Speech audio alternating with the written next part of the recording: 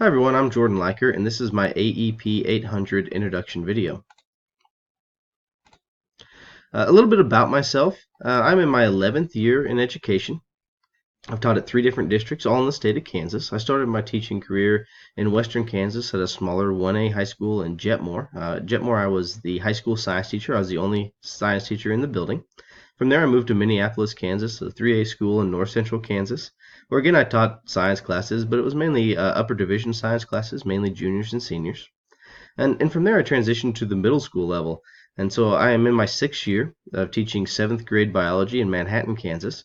The middle school is something I never thought I would really enjoy or want to do, but I've actually really enjoyed it.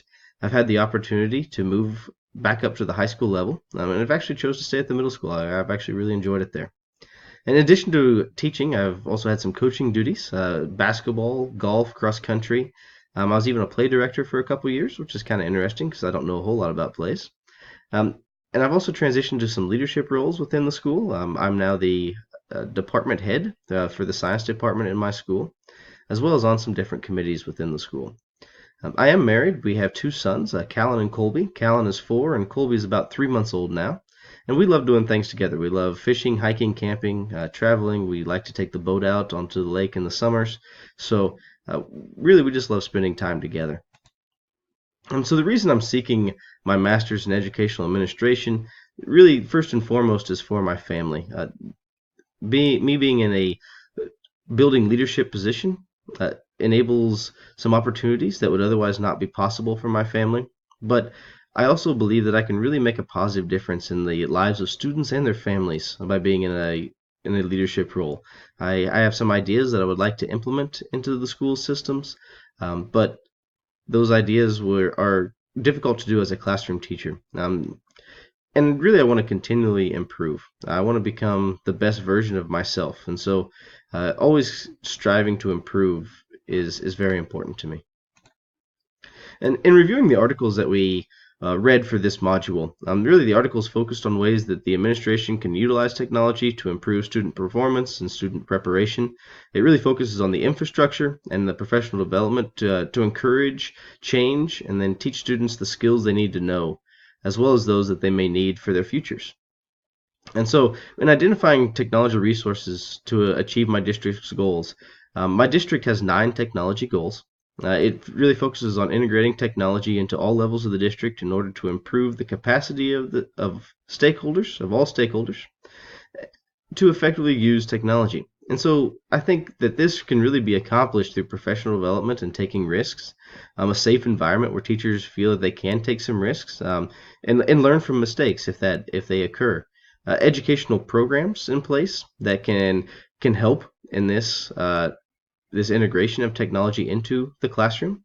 A qualified IT department where they can help solve problems or dilemmas that may arise through the integration of technology, and as well as collaboration among peers and as well as community stakeholders to see what we actually need for technology. What are the goals? What goals are we going to establish for technology in the future as well? And promoting the effective use of technology in teaching and learning by providing students with access to enhanced learning and support curriculum. I think the best ways to do that is move to a one-to-one environment to create a compelling learning environment. This can open up some learning opportunities, some technology opportunities that are otherwise not possible within a school system. We need to adopt technology-infused curriculum to teach how to learn. So the curriculum that we need to adopt needs to be technology based to really infuse technology into the curriculum, not just more of the traditional same old curriculum that we've been using for years.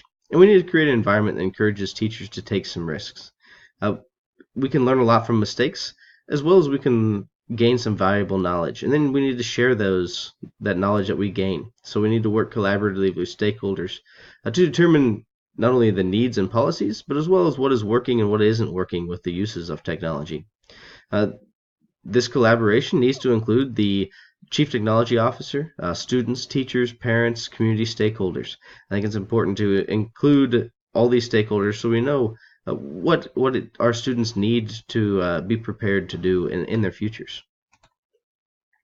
And supporting teachers in the use of technology in instruction and assessment, clear communication of expectations is definitely necessary.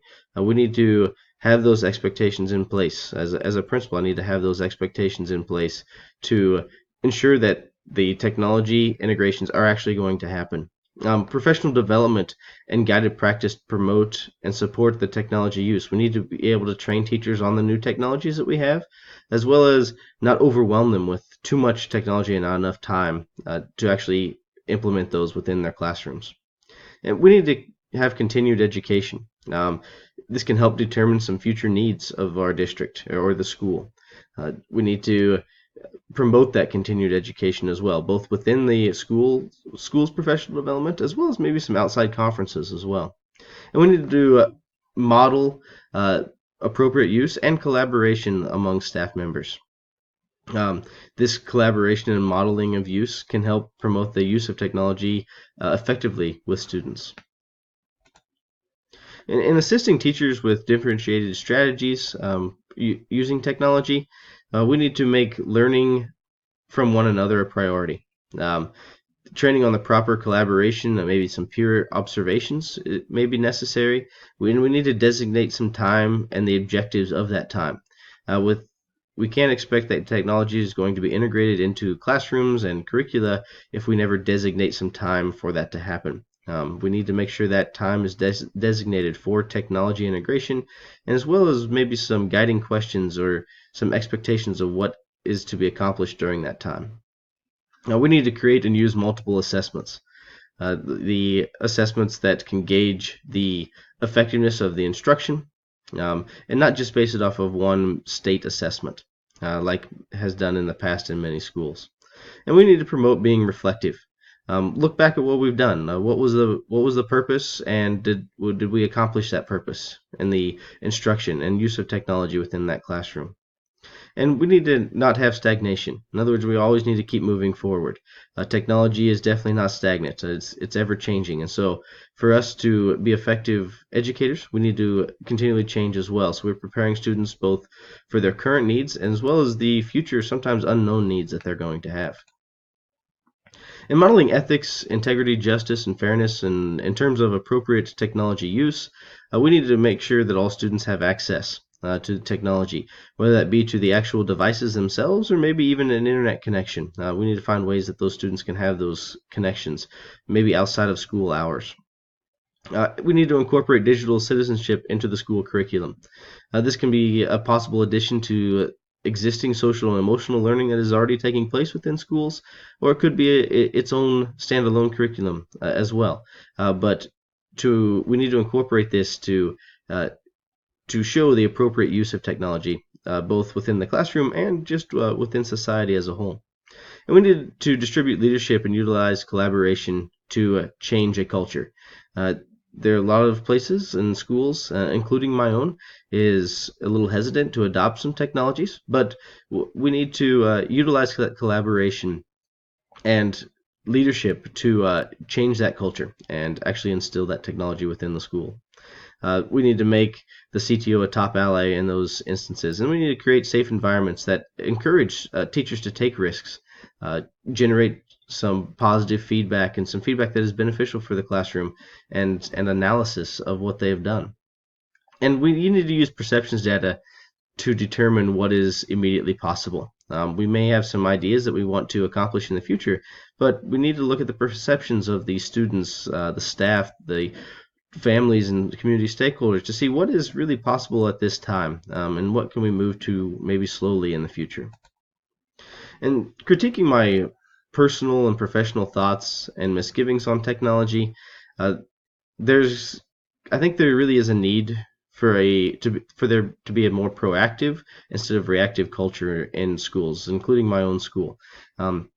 Technology issues arise almost on a daily basis, and many issues, including the discipline issues, originate with technology use. Many times it's from something that's happened in social media outside of school, but it gets brought into school.